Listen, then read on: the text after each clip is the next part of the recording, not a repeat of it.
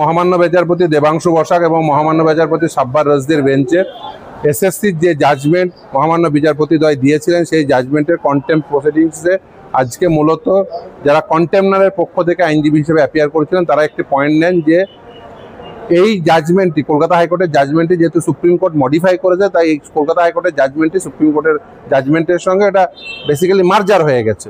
ফলে doctrine of মার্জারের যে principal সেই অনুযায়ী এখানে কন্টেম্পটি লাই করা উচিত নয়, সুপ্রিম কোর্টে কন্টেম্প লাই করবে। ফলে এই কন্টেম্প্ট অ্যাপ্লিকেশনটি এখানে মেনটেনেবল নয়, এই পয়েন্টে বেসিক পয়েন্ট তারা তোলেন। যদিও আমাদের বক্তব্য হচ্ছে যে দেখুন এই জাজমেন্টের যদি আপনি দেখেন 363 নম্বর প্যারাগ্রাফে সেখানে একাধিক নির্দেশ 1, 2, 3, 4 আকারে ছিল। সেই একাধিক নির্দেশের মধ্যে শুধুমাত্র 3টে নির্দেশ মডিফাই করেছে, বাকি নির্দেশগুলো ইনট্যাক্ট রয়েছে। আমরা যে নির্দেশগুলো কলকাতা হাইকোর্ট দিয়েছে সেই নির্দেশগুলো সাপেক্ষে কন্টেম্প্ট প্রসিডিং কলকাতা হাইকোর্টেই লাই করে, তাই কলকাতা হাইকোর্টে যাতে সেই নির্দেশগুলো পালন করানোর জন্য উপযুক্ত নির্দেশ দেয় এবং যদি নির্দেশ পালন না করে তাহলে কন্টেমনারদের এগেনস্টে যাতে শাস্তিমূলক বিধান দেয় সেই জন্য কন্টেম্প্ট অ্যাপ্লিকেশন মুভ করেছিলাম। আজকে মামলার শুনানি হয়েছে, পরবর্তী শুনানি আগামী 28 তারিখ।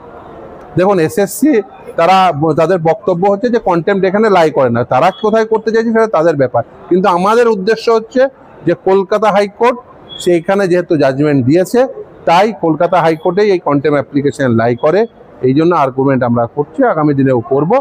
নিশ্চিতভাবে আমাদের উদ্দেশ্য হচ্ছে টাকা ফেরত দিতে হবে, যেখানেই হোক যারা অযোগ্য তাদের টাকা ফেরত দিতে হবে, ওএমআর পাবলিশ করতে হবে এবং নতুন selection process as per our judgement সেটা ইনিশিয়েট করতে হবে এবং অতি দ্রুততার সঙ্গে সম্পন্ন করতে হবে।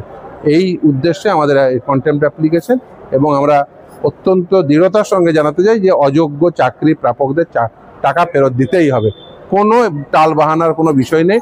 ওরা চাইছেন একটু আর্গুমেন্ট করে একটু টাল বাহানা করে বিষয়টাকে একটু প্রলং করে, এর আগেও চেষ্টা করেছেন, একটু প্রলং হয়েছে কিন্তু আলটিমেট যা হওয়ার তাই হয়েছে।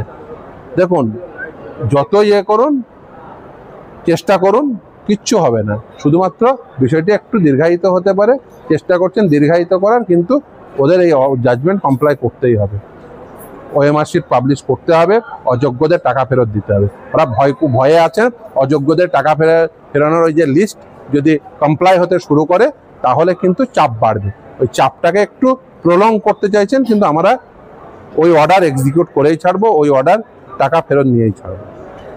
স্কুলে কারা যাবেন শিক্ষামন্ত্রী বলে দিন, স্কুলে কারা যাবেন?